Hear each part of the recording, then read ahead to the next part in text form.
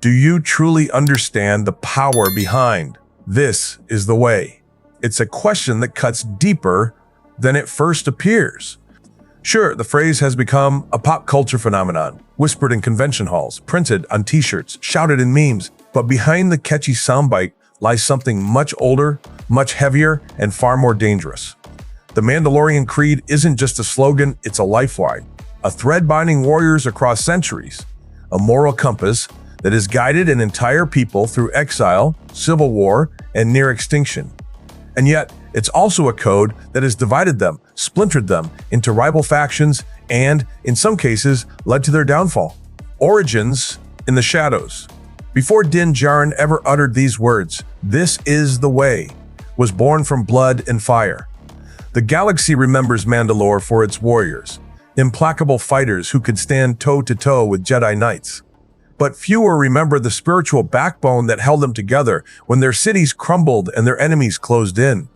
The Creed emerged not from a golden age of Mandalore, but from its ashes. It was a survival mantra, a declaration that even without a homeworld, without fleets or armies, their identity could not be stripped away. Every time the Mandalorian repeated those words, they weren't just affirming their culture, they were declaring defiance to the galaxy itself. We are still here. We will not be broken. A code written in armor.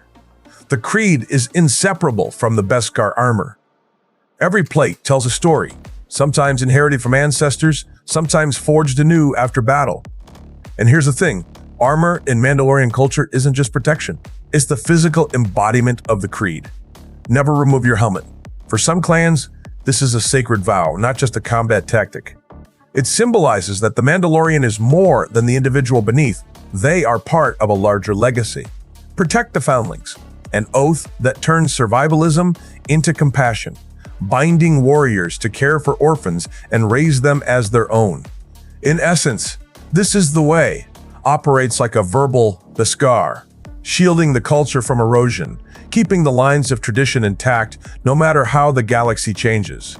Unity and division. But here's where it gets complicated. Mandalorians don't all agree on what the way actually is.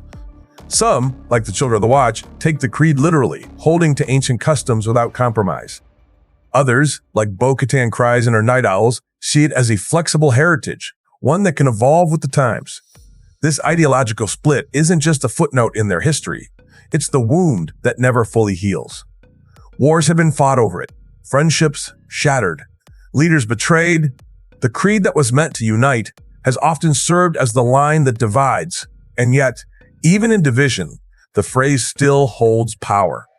When Mandalorians of opposing beliefs find themselves fighting side by side, "This is the way" becomes a truce, a reminder that their bond runs deeper than their differences.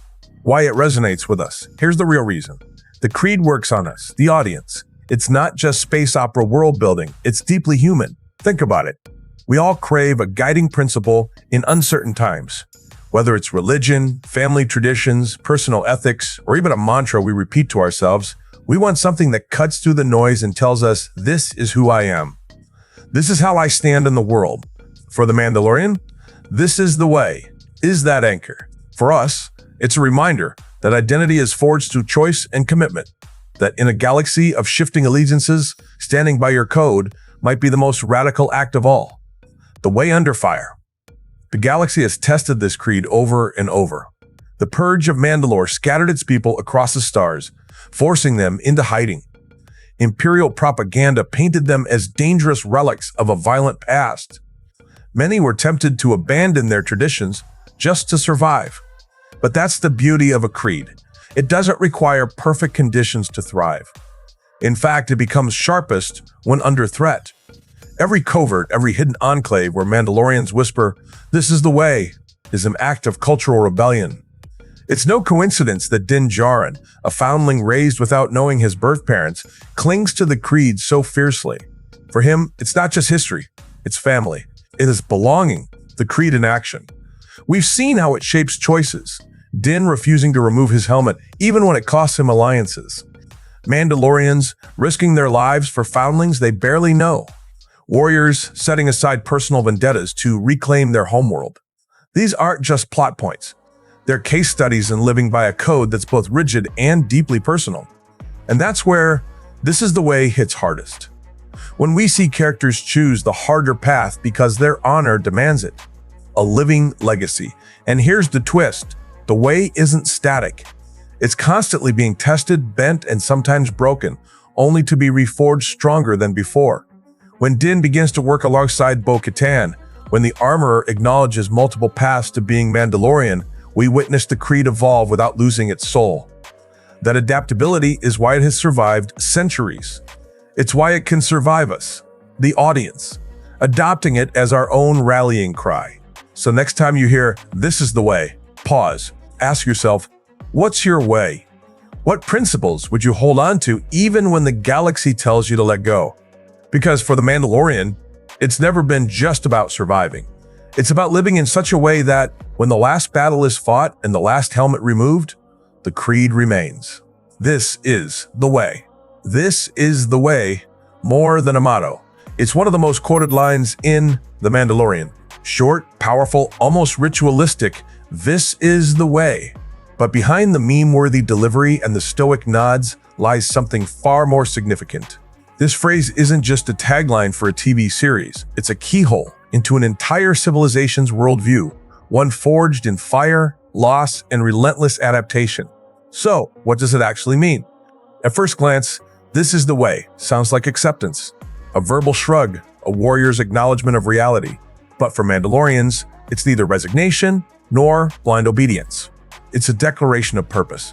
It's the unspoken agreement that every action, every choice, is part of a shared path. In a galaxy where loyalties shift with hyperlane speeds, the creed is an anchor, and the way is the map. Historically, the phrase emerges from the Mandalorian Creed, a code of honor that predates the Clone Wars, predates even the rise of the Galactic Empire. This creed wasn't merely a military rulebook. It was the spiritual spine of a warrior culture constantly on the brink of annihilation. For centuries, Mandalorians faced invasions, civil wars, and even near-extinction events. To survive, they needed more than weapons and armor. They needed a unifying ideology. The way was that ideology. But here's the twist. The creed's earliest form wasn't as rigid as we often imagine. In the days of Mandalore I and later leaders like Tara Vizsla, the way allowed for diversity of clans, for warriors who followed different gods or no gods at all, for interpretations that shifted based on the needs of the time. It was a living code, adaptable to survive the shifting tides of galactic politics. Only later, after centuries of war and internal schisms, did certain factions, like the Children of the Watch, interpret the creed in an ultra-traditionalist form, including rules like never removing one's helmet in front of others. That's what makes the phrase so fascinating. In modern pop culture, "this is the way" feels like a nod to solidarity. Din Djarin says it, Bo-Katan says it, even those with different interpretations of the creed can share the words. But in universe, the very meaning of the way has been contested for generations. Which way? Whose way?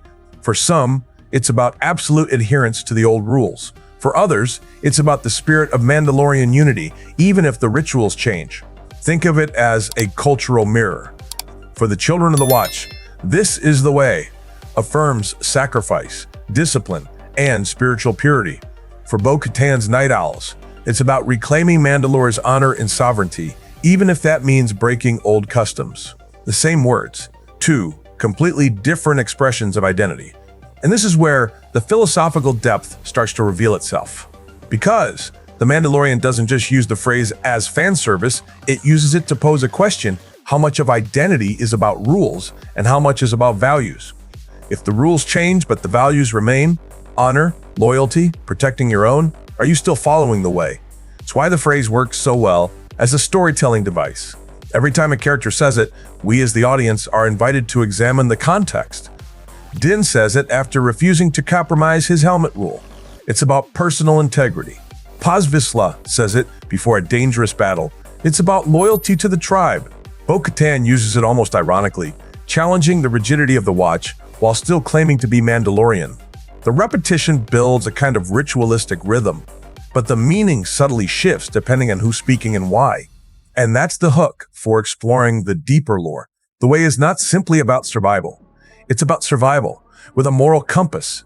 It's a reminder that, in a galaxy full of shifting alliances, political betrayals, and moral compromises, there is still a path worth walking. It's also a test, because staying on that path often requires sacrifice, and the galaxy is very good at tempting you off it. But here's where things get even more interesting. The way is as much about community as it is about the self. In Mandalorian culture, no warrior stands alone. You're part of a clan, part of a larger people. The creed binds you to that collective identity, sometimes in ways that clash with your personal desires. Din Djarin's entire journey in the series is, in part, about reconciling his personal bond with Grogu against the uncompromising rules of the creed. Every time he says, "This is the way," it's both a reaffirmation and a quiet question to himself. Is it still the way, if it forces you to choose between family and tradition? By the time we get to the later seasons, the phrase has transcended its original in-universe meaning and taken on meta-textual significance. Fans use it as shorthand for solidarity, resilience, or even just geeky camaraderie. But inside the story, it's still a living philosophy, one whose meaning is shaped by the person speaking it and the moment they choose to say it. And that's what makes "This is the way" more than a motto. It's a living legacy, one that reflects the resilience of the Mandalorian people and challenges us, yes, even us sitting at home, to think about our own way. What values are we willing to uphold no matter the cost? What traditions do we honor, and which ones do we evolve to survive? Because in the end, the way isn't about helmets or jetpacks. It's about knowing your path, walking it with purpose, and standing by those who walk it with you. And in a galaxy fictional or real, where the ground is always shifting, that kind of clarity is worth more than Beskar. The core tenets: honor, duty, and identity. When you strip away the blasters, jetpacks, and the mystique of Beskar armor, Mandalorian culture still rests on three immovable pillars: honor, duty, and identity. These are not abstract ideals. They are the living, breathing code by which Mandalorians shape every decision, every loyalty, and every sacrifice. Honor is not about politeness or social niceties. It's about keeping your word when it would be easier to break it. In Mandalorian culture, a promise is forged like Beskar. Once made, it is unbreakable. Honor is proven through action, not proclamation. When Din Djarin accepts a bounty, rescues a foundling, or stands against overwhelming odds, it's never just about completing a task. It's about proving himself worthy of the creed. Even when honor pits a Mandalorian against personal safety or survival, the code demands they stand their ground. That's why moments like Paz Vizsla's last stand resonate so deeply. They are the ultimate expression of honor, where one's word and one's life are intertwined. This commitment to honor ties directly into duty, the unshakable responsibility a Mandalorian holds toward their clan, their foundlings, and the wider Mandalorian collective. Duty is the engine that drives the creed forward. Foundlings aren't simply children taken in for charity. They are the future of the culture, a living continuation of their people's way of life. When Din swears to protect Grogu, it isn't a side quest. It's the fulfillment of a sacred responsibility that transcends bloodlines. Duty also extends beyond personal bonds to the collective survival of Mandalore as a people. In a galaxy where their world has been shattered and scattered, the duty to protect one another becomes a survival strategy as much as a moral imperative. And then there is identity, arguably the most visible and misunderstood pillar. To outsiders, the helmet and armor are just protection, a tactical choice. To Mandalorians, they are living symbols, wearable history. Each piece of Beskar carries meaning, the mark of one's clan, the echoes of battles fought, the proof that they have upheld the creed. The helmet, especially for Children of the Watch, is not a mask. It is a declaration. I am Mandalorian. Removing it in the presence of others isn't merely a breach of etiquette, it's a breach of self. The act symbolizes vulnerability, intimacy, and in some sects, even exile. This is why Din's helmet removal carries such weight in The Mandalorian. It's not just about revealing a face, but about challenging the very definition of who he is. These three tenets, honor, duty, and identity, are interconnected. Honor drives a Mandalorian to uphold their duties faithfully. Duty reinforces their identity within the collective. Identity gives honor and duty a visible form, grounding them in something tangible. You cannot pull one pillar away without destabilizing the entire cultural structure. But what's fascinating is that these tenets aren't static. They have been tested, bent, and redefined across centuries. The Mandalorian civil wars, the pacifist rule of Duchess Satine, the rise and fall of Death Watch. All of these historical turns have forced the culture to question what true honor means, how duty should be fulfilled, and whether identity can survive adaptation. In some eras, honor meant refusing to fight. In others, it meant embracing battle to preserve survival. Duty has shifted from serving a ruling monarch to defending scattered clans in exile. Even identity has fractured, with some Mandalorians refusing to wear helmets at all, while others enforce it as the most sacred aspect of the creed. This flexibility, though often painful, is part of why the culture endures. The galaxy has thrown everything at Mandalorians: imperial oppression, betrayal from within, and the loss of their homeworld. Yet the core tenets have acted like gravitational anchors, pulling the people back together when everything else threatens to scatter them into the void. When we hear "this is the way" in the show, it's not just an acknowledgement of the moment, it's an invocation of all three pillars. It's saying, I will act with honor, I will uphold my duty, and I will preserve my identity. Even when the galaxy burns, even when the cost is high. And maybe that's why audiences resonate with it so strongly. In a chaotic world, whether fictional or our own, the idea of living by a code that cannot be bought, bent, or broken is magnetic. It's not about being perfect. Mandalorians are flawed, conflicted, and often brutal. But the fact that they keep returning to these core values gives them a kind of moral gravity that few cultures in Star Wars possess. Because in the end, the creed isn't just armor, it's the soul beneath it. And that soul is forged from honor, duty, and identity, bound together by the unyielding truth. This is the way. Foundling philosophy, growth through adversity. In Mandalorian culture, a foundling is far more than an orphan or a rescued child. It is a concept rooted deep in the creed, an affirmation that family is chosen, not dictated by bloodlines. For a people whose history is marked by exile, scattering, and rebuilding, the foundling ethos is survival distilled into its purest form. Take in the lost, protect them, and teach them the way. Resilience is at the heart of this philosophy. A foundling enters Mandalorian life from a place of loss of home, loss of parents, loss of certainty. But in the eyes of a Mandalorian, this is not the end of their story. It's the beginning. From the very start, foundlings are taught that adversity is not an enemy to fear, but a forge in which strength is tempered. Every challenge is a test, not just of skill, but of spirit. The creed does not promise comfort, promises the tools to endure discomfort. Adaptability is the second pillar of the foundling path. A foundling may come from a desert world, a frozen outpost, or a city buried in Durasteel. They may have spoken another language, lived under a different code, or know nothing of battle. None of that disqualifies them from being Mandalorian. The culture assumes that anyone can adapt given guidance, discipline, and purpose. In a galaxy constantly shifting under the weight of imperial politics, pirate raids, and ancient grudges, adaptability isn't a luxury, it's a survival requirement. A Mandalorian who cannot adapt is a warrior already defeated. Din Djarin's journey embodies this ethos. As a child, he lost everything to separatist droids. His world, family, and sense of safety vanished in an instant. Yet rather than being left to drift in the chaos of the Clone Wars, he was taken in by the Children of the Watch. They didn't just save his life, they gave him a new one. They armed him not only with Beskar and weapons, but with the discipline to stand again, no matter how hard he was knocked down.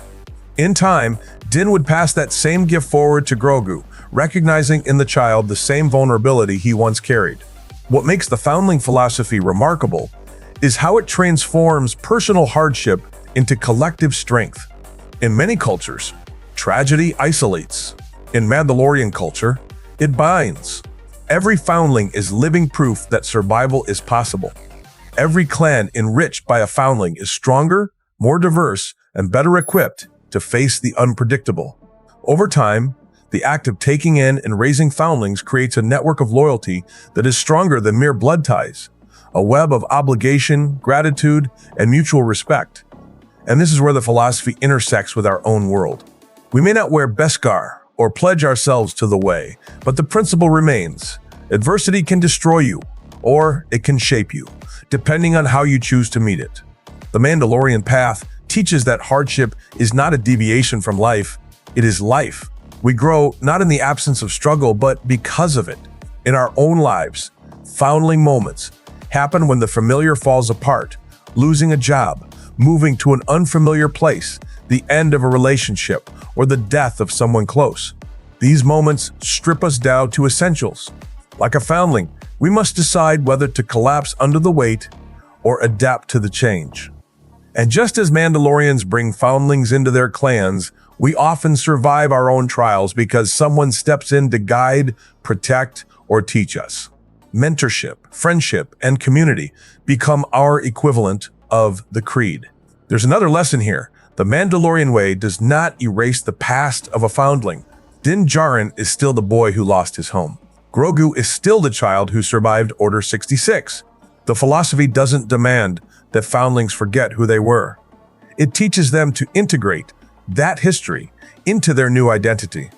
Strength comes not from pretending the pain never happened, but from carrying it forward as a source of resilience. This is why "This is the way" resonates so deeply in the context of foundlings. It's a reminder that the path is not smooth, but it is shared. Every Mandalorian who utters those words is acknowledging their own trials and pledging to help others walk through theirs. That sense of mutual responsibility is what allows a scattered, war-torn people to endure across generations. Ultimately, the foundling philosophy is about transformation. It takes the raw material of loss and shapes it into purpose. It forges warriors from survivors, clans from strangers, and hope from devastation. And in doing so, it creates a culture that can lose its homeworld and still live on. Because Mandalore is not just a place. It's the people who carry the way in their hearts, passing it down, foundling to foundling, clan to clan. The galaxy may see Mandalorians as mercenaries, bounty hunters, or relics of a warrior past. But beneath the armor is a deeper truth. They are builders, not just of ships and weapons, but of lives rebuilt from ruin. And that is why the creed insists. No matter the cost, the foundling comes first. Because somewhere out there, a child is waiting to be found. And the way will endure so long as there is someone to take them in. The way of the warrior, discipline and purpose for Mandalorians. Being a warrior is not simply a profession, it is an identity, a way of existing in the galaxy. To outsiders, their lives may appear consumed by battle, defined solely by their skill with weapons and their willingness to take on dangerous missions. But to understand the way is to recognize that combat discipline is only the outer expression of something much deeper, a life lived with unwavering focus and deliberate intent. Every day, a Mandalorian engages in training not just to sharpen their skill, but to cultivate control over body, mind, and spirit. The drills, weapon maintenance, and sparring are as much about self-mastery as they are about readiness for the next fight. The act of honing a blade or adjusting the calibrations on a blaster is meditative in its own way, a reminder that excellence is never achieved by accident. It is earned day by day through consistency and discipline. The armor itself reinforces this mindset. Beskar is heavy, unyielding, and demands constant care. A warrior who neglects their armor is a warrior who neglects themselves. The process of donning it each morning is not casual, it is a ritual. Every strap, every plate locked into place is a physical manifestation of the mental readiness a Mandalorian must carry. They go into the galaxy prepared not just to face danger, but to meet it on their own terms. But here's the truth that often goes unseen. The way of the warrior is not only about surviving battles, it's about choosing them wisely. In Mandalorian culture, purpose is the guiding compass. To fight without purpose is to waste strength. To live without purpose is to dishonor the creed. This is why the Mandalorian ideal is not a reckless brawler charging into every conflict, but a deliberate, focused force who knows when to act and when to wait. Din Djarin's journey is a perfect example. He begins as a bounty hunter, his skills channeled into contracts and credits. But when Grogu enters his life, his purpose shifts dramatically. Suddenly, his discipline serves something greater than personal survival or profit. It becomes the shield for a life he has sworn to protect. The transition is subtle at first, but it changes everything. The way he chooses his battles, the risks he takes, even the alliances he forms. Purpose refines his discipline, sharpening it into something unbreakable. This balance between skill and purpose is what separates Mandalorian discipline from mere martial training. In our own world, we see echoes of this in professions that require constant readiness. Soldiers, firefighters, athletes, surgeons. The technical ability matters, but without a clear reason to wield it, skill alone can become hollow. The Mandalorian way teaches that discipline is a vessel, and purpose is what fills it. Interestingly, this philosophy intersects with modern discussions on mindfulness and intentional living. The daily practices of a Mandalorian rituals, routines, and conscious decision-making mirror what we often strive for in our own lives when we talk about living with intention. In mindfulness, we seek to be present, aware of our actions and their impact. In the way, a warrior is taught to be fully conscious of why they are fighting, where their loyalty lies, and how each choice aligns with the creed. Mindfulness also emphasizes restraint, the idea that strength is not measured by how often you act, but by the wisdom to act only when necessary. Mandalorian discipline follows the same principle. The Beskar-clad warrior does not draw their weapon lightly. They understand the weight of action, the cost of violence, and the value of patience. The galaxy might see them as warriors first, but those who truly know the way understand that restraint is as vital as ferocity. Purpose also brings resilience. When a Mandalorian is clear on why they fight, setbacks become obstacles rather than endings. A lost battle does not destroy their resolve, it sharpens it. A change in circumstances does not leave them directionless. It prompts adaptation while keeping the ultimate goal in sight. This is why Mandalorians have endured across centuries of war, exile, and political upheaval. Their discipline is not fragile because their purpose is not shallow. In our lives, we can adopt this same mindset. Discipline without purpose risks becoming a rigid routine we eventually abandon. Purpose without discipline remains a dream that never manifests. But when the two are combined, we find a path that is sustainable, powerful, and deeply fulfilling. Whether it's in our careers, personal goals, or relationships, the Mandalorian way reminds us that intentional effort is the foundation of lasting success. This is the way is more than a mantra. It's a commitment to live deliberately, to act with clarity, to prepare as if every day matters, because it does. For the Mandalorian, that preparation may mean calibrating a rifle or reinforcing armor plating. For us, it may mean building healthy habits, honing our skills, or investing in relationships that align with our values. The tools differ, but the principle remains. Discipline in service of purpose transforms both the individual and their impact on the world. In the end, the way of the warrior is not a call to constant battle, but to constant awareness.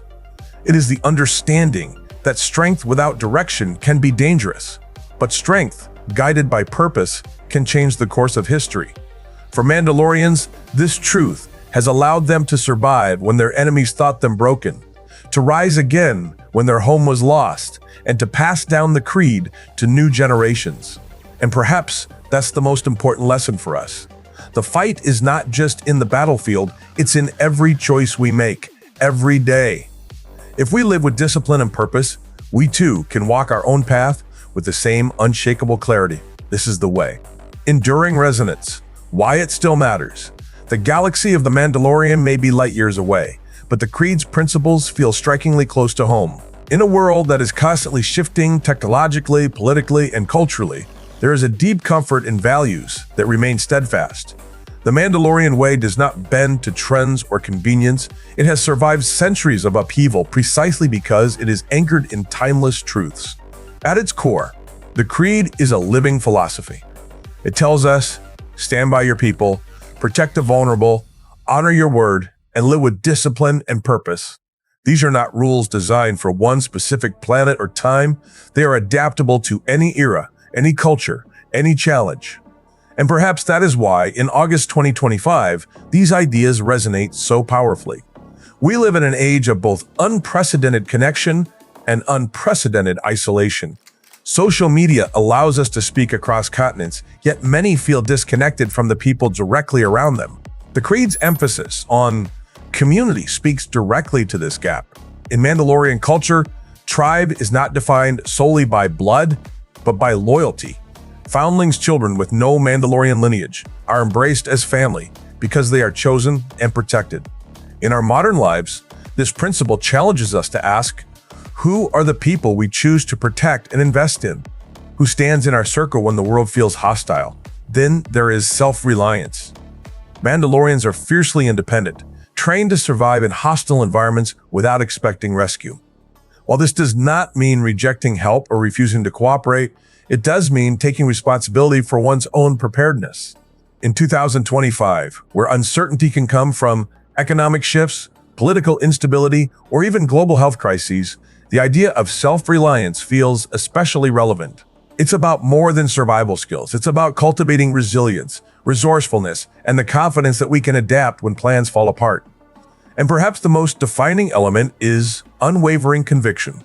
Mandalorians do not hide their beliefs, they wear their creed, literally, in the form of their armor. Every interaction, every decision is measured against the values they have committed to live by. This is a bold way to exist, especially in an era where opinions shift quickly and convictions can be drowned out by noise. The Mandalorian teaches us that conviction is not about stubbornness.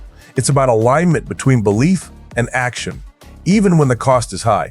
The resonance of these themes in August 2025 is also shaped by the stories we've just seen on screen. The uniting of scattered Mandalorian clans, the hard-won victories after years of exile, and the sacrifices of individuals like Paz Vizsla remind us that holding fast to one's values is rarely the easy road, but it is the road that builds legacies. It's no coincidence that audiences worldwide respond so strongly to Din Djarin's journey.